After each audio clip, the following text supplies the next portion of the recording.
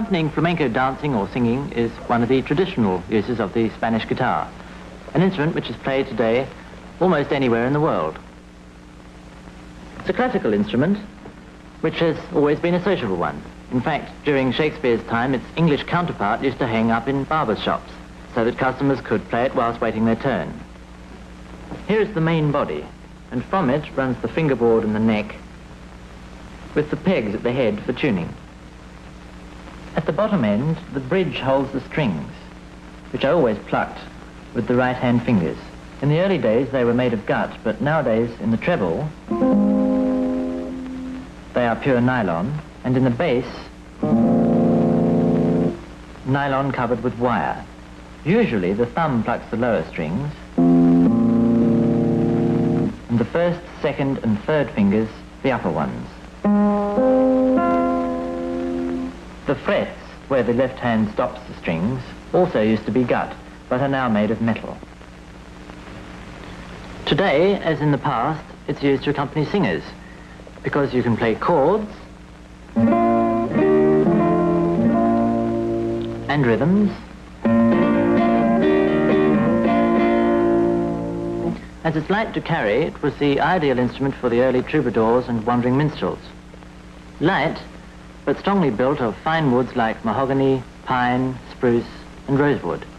Nowadays, 2 cross struts and this fan strutting are used to strengthen the face or soundboard, while the back is strengthened by 4 straight cross struts. Both Beethoven and Berlioz called the guitar a miniature orchestra, and its many contrasting sounds make it an ideal solo instrument, as you can hear in this 16th century dance tune, La Volta.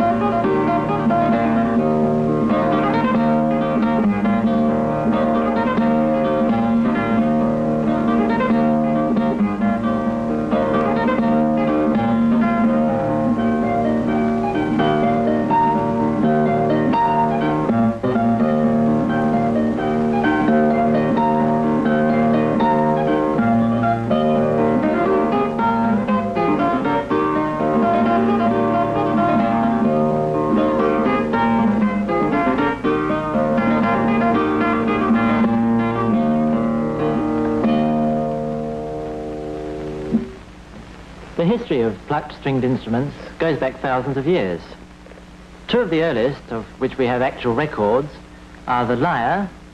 There's a picture of one dated about the year 4000 BC, and the harp, found in all the earliest Egyptian tombs. And, dated about 3500 BC, there is an instrument like a guitar on a stone carving in the tomb of one of the kings of Thebes. Little is known then until about 800 AD, when we hear of the Arabs using a 4-stringed instrument which came to Europe through Moroccan Spain. And by 1270, we find quite a number of plucked instruments established. The lute, with a rounded back and several sound holes. The name was probably derived from the Arab alud, which becomes, in Spanish, laud. Then the Latin guitar, with a flat back and only 1 sound hole, was the folk instrument and the forerunner of our modern guitar. But it was overshadowed by the vihuela, the court instrument which had 6 strings, while the guitar had only 4. By 1500, the vihuela was the most popular instrument in Spain, while the lute dominated the rest of Europe. By 1600, the popularity of the vihuela was declining, but the shape of the present guitar was beginning to emerge, and during the next 100 years, the guitar became as popular with painters as the lute had been before it. Here's a work from that period by the Spanish composer Alonso de Mudara.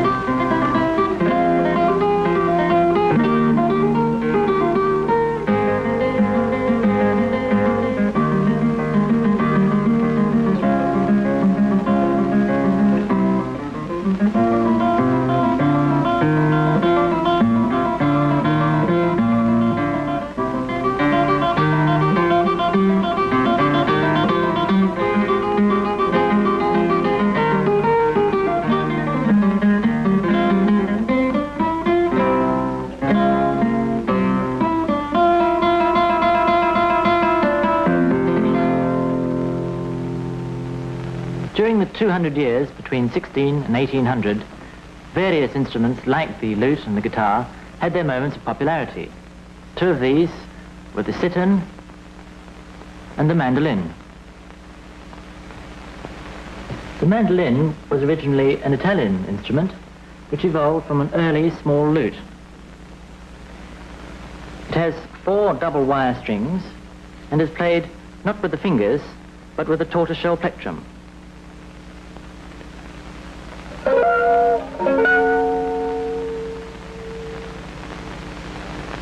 The sitar was also played with the plectrum and had wire strings. This beautifully carved instrument was made in Italy. Samuel Pepys, in the year 1660, with the help of the lieutenant's sitar and 2 candlesticks with money in them as symbols, we made barber's music, with which my lord was well pleased. In England, the sitar became known as the English guitar. This is the instrument which used to hang up in barbers' shops. It had a flat back like a guitar, and although this is an unusual one, the body was normally shaped like the lute, another instrument played only with the fingers. As the lute and the Spanish guitar became the 2 most important rivals, it's interesting to compare them. The head of the lute is always sharply turned back, whereas that of the guitar is only slightly angled. The guitar is simple to tune with its 6 single strings, giving these notes: E, A, D, G, B, and E. This modern English lute has 12 strings. These are really 5 pairs tuned in unison: D, G, C, F, A, and 2 single strings on top, D and G. There used to be so many different kinds of lutes with different tunings and varying numbers of strings that tuning has always been a major problem. A writer of the 17th century said that a lute player of 80 years of age had certainly spent 60 of them tuning his instrument. The main difference, of course, is in the shape. One of the greatest lutenists of the Elizabethan age was John Dowland, and I'm going to play now the beginning of one of his galliards.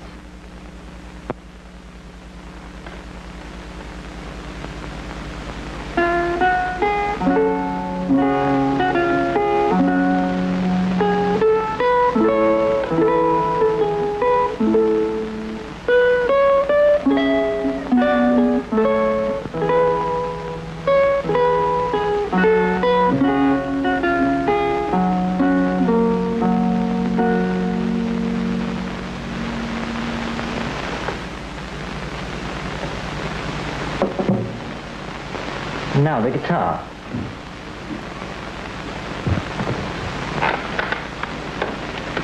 Some of the finest music played on the guitar today was written originally for the lute by the great composer Bach.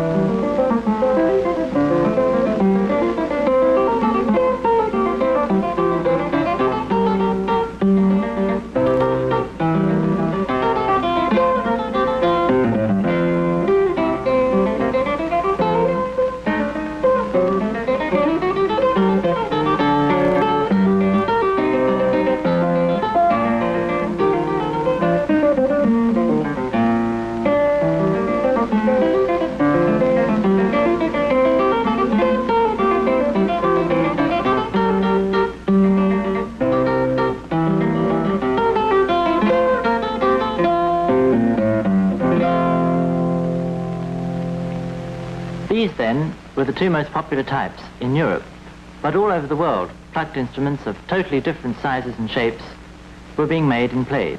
A gourd resonated vina from southern India. From China, a moon guitar. A lute from the Congo. A Russian peasant guitar, the balalaika. From Turkey, a small lute. From East Borneo, a guitar with 2 wire strings and 5 wooden frets. And these are only a few. In France, the guitar was very popular at the court of Louis XIV, who even took lessons on it. And in Italy, Stradivarius, the great violin maker, had made several guitars. This is one of his instruments. By the early 1800s, guitarists like the Spanish virtuoso Fernando Sor and the Italian Giuliani were giving performances in all the European capitals. This was not surprising, for the guitar is a virtuoso instrument with an extraordinary range of colors. For instance, by plucking over the fingerboard, we can get a very mellow sound. Whereas down near the bridge, we get an extremely sharp sound. I can change the tone color by playing the same note on different strings. On the first string, it sounds like this. And on the third string, like this. A sort of muffled sound can be made by first damping the strings with the side of the right hand.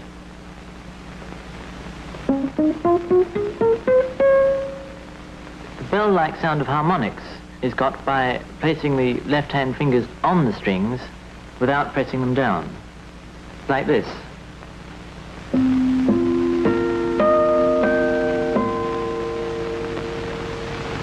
Vibrato gives more expression to a note by fluctuating its pitch, and this is done by moving the left-hand finger backwards and forwards behind the fret, which tightens and slackens the string.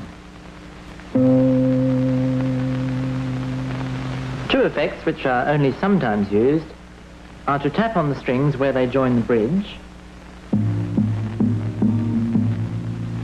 and to strike all the strings with all the fingers.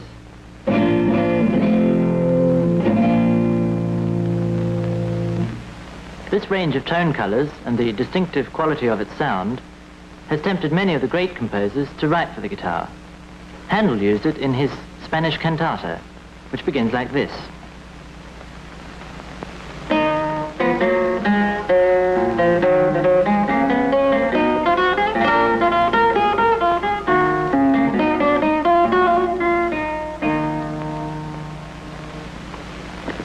Boccherini included it in chamber works, and Schubert, at the age of 16, wrote a cantata for 3 voices and guitar for his father's birthday. He also composed many of his songs to the guitar when he couldn't afford a piano. The accompaniment to his well-known song Fisher Maiden sounds quite natural on the guitar.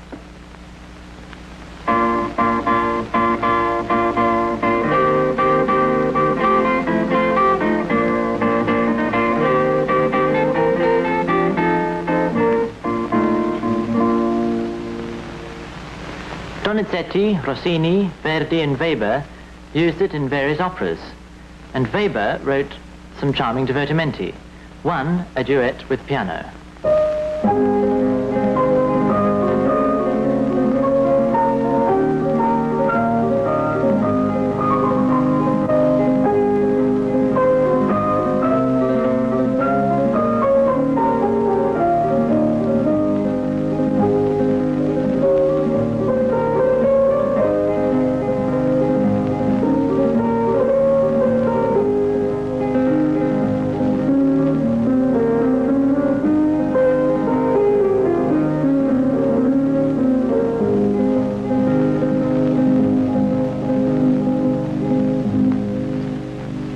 It was the only instrument on which that master of the orchestra, Berlioz, was really proficient.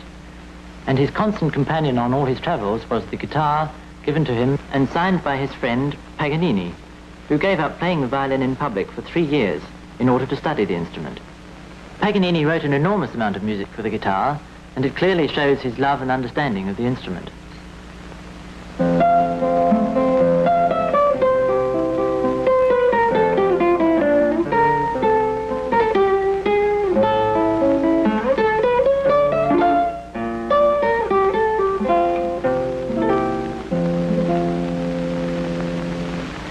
Many attempts have been made to replace the guitar with instruments like this, a lyre guitar, made around 1800. This was a great favourite in Regency drawing rooms. Attempts were even made to add keys, but the simple form of the instrument has always survived because of its close association with folk music.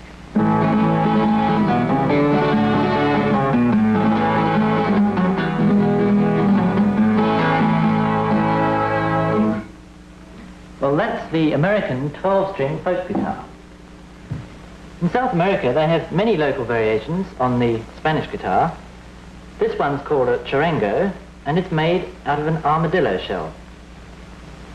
It has 5 double strings.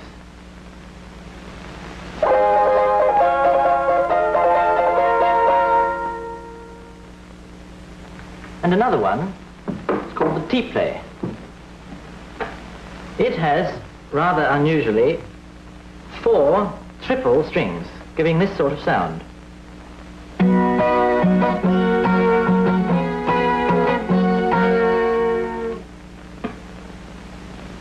And of course, we all know the amplified plectrum guitar, or electric guitar.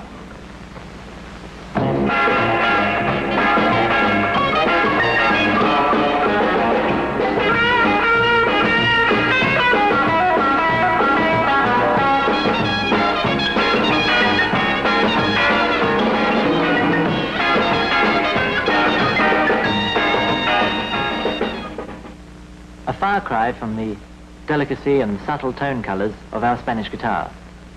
The 20th century revival of interest in it is due mainly to the work of the great Spanish guitarist Andrés Segovia, whose marvellous playing has inspired many composers to write for the instrument. Naturally enough, Spanish music always sounds well on the Spanish guitar, and this Sevilla by Albéniz, although originally written for the piano, sounds almost more at home on the guitar.